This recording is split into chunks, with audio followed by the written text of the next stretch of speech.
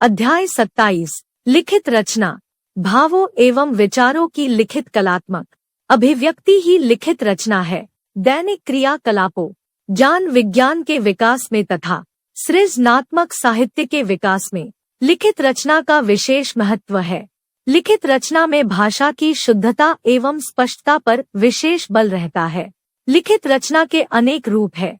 अनुच्छेद लेखन, पत्र लेखन, कहानी लेखन, निबंध लेखन, चित्र वर्णन, संवाद लेखन, डायरी लेखन। यहाँ कुछ प्रमुख रूपों के उदाहरण दिए जा रहे हैं। 1. अनुच्छेद लेखन। एक विचार बिंदु जितने वाक्यों में लिखा जाता है उसे अनुच्छेद कहते हैं। अनुच्छेद स्वयं में एक स्वतंत्र एवं पूर्ण रचना है। अनुच्छेद 80 से 100 शब्दों तक सीमित रहना चाहिए। अनुच्छेद लिखते समय संकेत बिंदुओं को ध्यान में रखना चाहिए। अनुच्छेद में संक्षिप्तता का गुण होना चाहिए। यहाँ उदाहरण स्वरूप कुछ अनुच्छेद दिए जा रहे हैं। 1. पर्यावरण प्रदूषण। संकेत बिंदु। पर्यावरण का अर्थ। पर्यावरण प्रदूषण के विविध रूप। प्रदूषण में मानव का हाथ। प्रदूषण मुक्ति के उपाय। पर्यावरण शब्द परि जमा आवरण से मिलकर बना है। इसका अर्थ है हमारे चारों ओर का प्राकृतिक आवरण। जो कुछ भी हमारे चारों ओर विद्यमान है, हमें ढके लपेटे हुए है, हम उसे पर्यावरण कह सकते हैं। प्रकृति ने मानव की सुरक्षा के लिए एक सुखद आवरण बनाया है, किंतु मानव ने अपने स्वार्थ में एक ओर तो प्रकृति की सुविधाओं का अंधाधुंध दोहन किया और दूसरी ओर प्रगति के नाम पर शोरगुल, धुआं, जहरीली गैसें वायुमंडल में भर दी। यही तक नहीं, नदियों के जल को भी विषाक्त बना दिया। पर्यावरण प्रदूषण हमें अनेक रूपों में दिखाई देता है, जैसे वायु प्रदूषण, जल प्रदूषण और ध्वनि प्रदूषण। हर प्रकार का प्रदूषण हमारे लिए हानिकारक है तथा किसी न किसी रूप में रोगों में वृद्धि करता है। वृक्षों के अंधाधुंध कटने से वायु में ऑक्सीजन की मात्रा निरंतर घटती जा रही है और कार्बन डाइऑक्साइड तथा कार्बन मोनोऑक्साइड जैसी हानिकारक गैसें बढ़ती जा रही है। वाहनों तथा कल कारखानों के धुएं से वायु प्रदूषण बढ़ रहा है। कल कारखानों का कचरा तथा शहरों का गंदा पानी नदियों के जल की पवित्रता को समाप्त कर रहा है। वाहनों का शोर तथा तेज गति का संगीत ध्वनि प्रदूषण को बढ़ा रहा है। खेद की बात है कि समस्या और विकास के नाम पर हम प्रकृति के साथ खिलवाड़ कर रहे हैं। हमें इस प्रवृत्ति को रोकना होगा। अधिकाधिक वृक्ष लगाकर तथा वृक्षों का संरक्षण करके हम पर्यावरण प्रदूषण को रोक सकते हैं।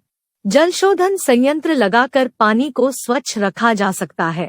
ध्वनि प्रदूषण को भी नियंत्रित करना होगा। इन उपायों से ही पर्यावरण प्रदूषण रहित बन सकेगा। 2. मानव और विज्ञान। संकेत बिंदु। आधुनिक युग विज्ञान का युग। मानव जीवन में विज्ञान का प्रवेश, सुख सुविधाएं दोनों का समन्वय। आधुनिक युग विज्ञान का युग है। विज्ञान का अर्थ है विशेष ज्ञान।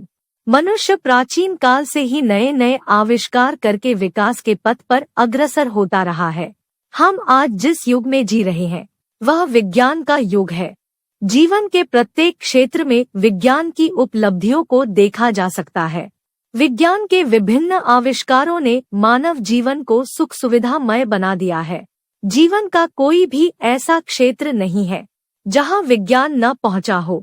भोजन, वस्त्र, मकान, यहाँ तक कि आसमान तक में विज्ञान का बोलबाला है।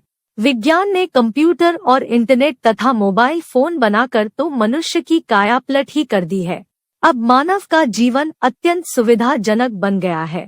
चिकित्सा जगत में तो मनुष्य ने विज्ञान की सहायता से अनेक भयंकर रोगों पर नियंत्रण कर लिया है। आज विज्ञान ने अंधों को आंखें दी है तो बहरों को कान। विज्ञान के तीव्रगामी वाहनों ने मनुष्य को कहीं पर भी चंद घंटों में पहुंचने की सुविधा उपलब्ध कराई है। सूचना तकनीक के नए नए आविष्कार मानव जाति के लिए वरदान सिद्ध हो रहे हैं। विज्ञान ने मनुष्य की सोच में भी भारी परिवर्तन ला दिया है। अब मानव अंधविश्वासों से ऊपर उठ रहा है। इस सब के बावजूद विज्ञान ने संहारक अस्त्र शस्त्र बनाकर मानव जाति के अस्तित्व पर प्रश्न चिन्ह भी लगाया है। हमें विकास में विज्ञान का सदुपयोग ही करना चाहिए। 3. अंधाधुंध बढ़ती जनसंख्या। संकेत बिंदु।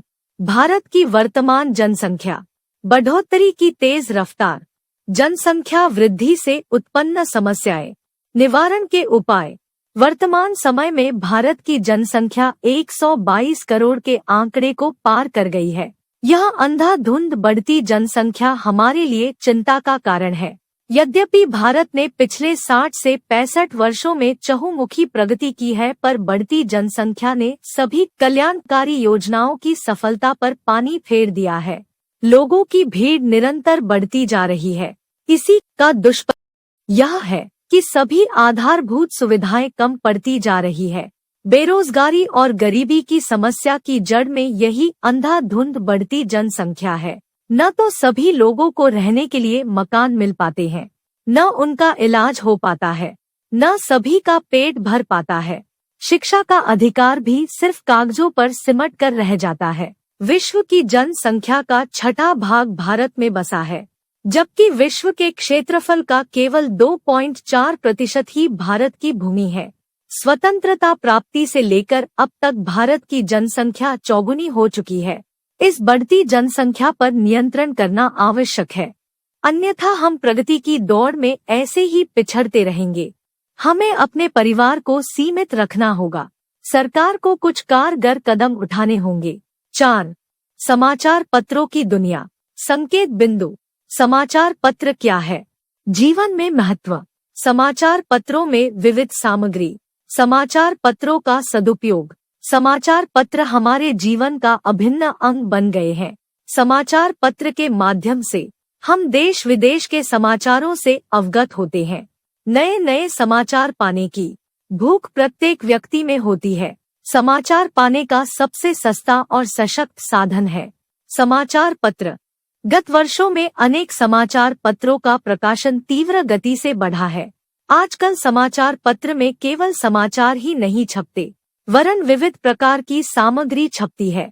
समाचार पत्रों में सचित्र समाचारों के अतिरिक्त विज्ञापन, रोचक एवं ज्ञानवर्धक लेख, संपादकीय, पाठकों के पत्र, सभी सोसाइटियों की गतिविधियां, खेलों एवं व्यापार जगत की खबरें आदि भी छपती है। समाचार पत्रों में फीचर, कार्टून, ग्राफिक आदि का भी समावेश होता है। अखबारों तक समाचार पहुंचाने और उनके चयन करने की प्रक्रिया बड़ी पेचीदी है। इसके पश्चात अल्प समय में उनका प्रकाशन तथा वितरण का काम इतना जटिल है कि दांतों तले उंगली दबा लेनी पड़ती है। अर्धरात्रि तक घटी घटनाओं के समाचार इसमें छप जाते हैं और प्रात 6 बजे तक समाचार पत्र हमारे घर तक पहुंच जाता है। यह किसी चमत्कार से कम नहीं है। विज्ञापनों की आय से ही समाचार पत्र इतने कम मूल्य में हमें मिल पाते हैं। हमें नियमित रूप से समाचार पत्र पढ़ने की आदत डालनी चाहिए। ये ज्ञान और मनोरंजन के भंडार होते हैं। 5. बचपन बचाओ। संकेत बिंदु। कथन का आशय, बाल मजदूरी, बच्चों का शोषण, कैसे बचाया जाए बच्चों का बचपन। आज बचपन बचाओ आंदोलन की गूंज सर्वत्र सुनाई दे रही है। इस आंदोलन की आवश्यकता के पीछे बाल मजदूरी की समस्या है। यद्यपि कानूनी रूप से बच्चों से किसी भी प्रकार की मजदूरी करवाने पर पूर्ण प्रतिबंध है, पर व्यवहार में अभी भी बाल मजदूरी की समस्या बनी हुई घरेलू उद्योगों, ढाबों, घरों तथा ऑफिसों में बच्चों से अमानवीय ढंग से कार्य करवाया जाता है। वहां बच्चों का हर प्रकार से शोषण किया जाता है। इन बच्चों के माता पिता आर्थिक तंगी से मजबूर होकर अपने बच्चों को काम पर भेजते हैं। वे भी समान रूप से दोषी है। बाल श्रमिक कम वेतन लेकर ज्यादा काम करते हैं। इन कामों से उनका बचपन छीना जा रहा है। यह आयु उनके खेलने एवं पढ़ने की है। इन अवसरों से उन्हें वंचित किया जा रहा है। छोटे बच्चों को चूड़ियां बनाने, गलीचे बुनने, अगरबत्तियां बनाने, आतिशबाजी बनाने जैसे खतरनाक कामों में लगाया जाता है। इससे उनके स्वास्थ्य पर भी बहुत बुरा प्रभाव पड़ता है। उनका भविष्य चौपट हो जाता है। इसे तुरंत रोका जाना चाहिए। इन बच्चों को शिक्षा की सुविधाएं उपलब्ध कराना सरकार और समाज की जिम्मेदारी है। 6. 21वीं सदी का भारत। संकेत बिंदु। 21वीं सदी का प्रारंभ। इस सदी में भारत की दशा की कल्पना, भारत का बदलता स्वरूप, उपसहार, भारत को 21वीं सदी में प्रवेश किए हुए एक दशक बीत गया है। 2001 से 21वीं सदी का प्रारंभ हुआ था। 21वीं सदी में प्रवेश करने से पूर्व सभी लोगों के मन में सुखद भविष्य के स्वप्न तैर रहे थे। सभी को आशा थी कि 21वीं सदी में भारत विश्व में एक लंबी छलांग लगाएगा। अब भी हमारे स्वप्न कायम है। 21वीं सदी के पूर्व में भारत काफी हद तक आत्मनिर्भर बन जाएगा।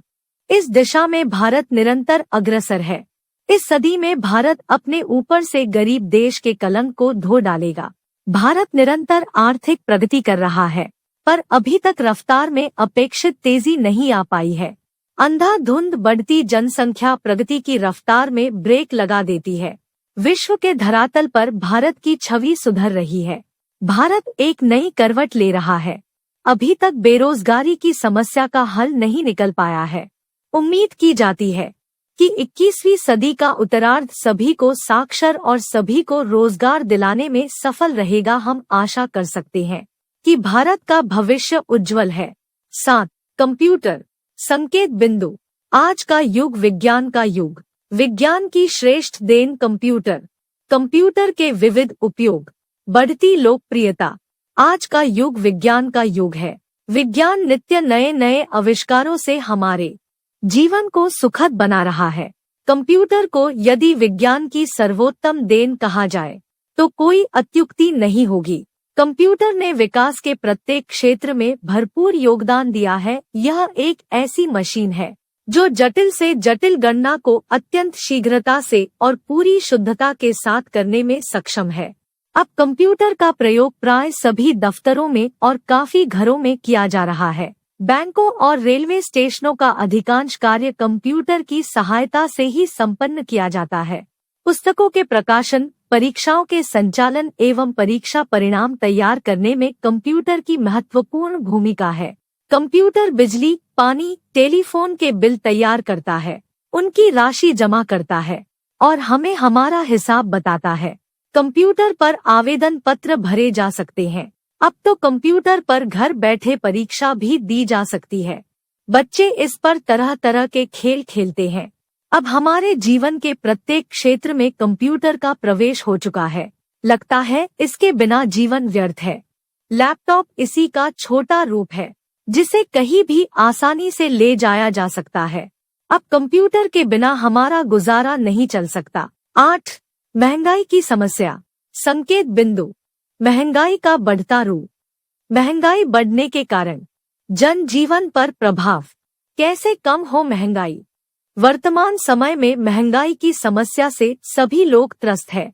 यह दिन प्रतिदिन विकराल रूप धारण करती जा रही है। महंगाई के कारण सारे देश में हाहाकार मचा है और सरकार कानों में तेल डालकर बैठी है। उसे तो यह महंगाई तरक्की की निशानी दिखाई पड़ती है। सरकार लोगों के साथ खोटे वायदे कर रही है और महंगाई घटाने की नित्य नई तारीख बता देती है। महंगाई बढ़ने का प्रमुख कारण उत्पादन का कम होना बताया जा रहा है, पर विडंबना यह है कि भरपूर फसल होने के बावजूद महंगाई बढ़ रही है। सरकार की गलत आर्थिक नीतियों का दुष्परिणाम गरीब जनता को झेलना पड़ रहा है। जनता की कमर टूट रही है। वह महंगाई की मार झेलने को विवश है। उसकी सुनने वाला कोई नहीं है। व्यापारी वर्ग महंगाई में बढ़कर खुले हाथों धन बटोर रहा है। सरकार मूकदर्शक बनी हुई है। लोगों को दोनों वक्त का भोजन जुटाना भी मुश्किल हो गया है। खाद्य पदार्थों के दाम आसमान को छू रहे हैं। बच्चों को दूध तक नहीं मिल पाता है। सरकार स्वयं पेट्रोल, डीजल, गैस, दूध आदि के दामों में वृद्धि करके जनता पर महंगाई का बोझ लाद रही है। महंगाई पर काबू पाने के लिए सरकार को ही कारगर कदम उठा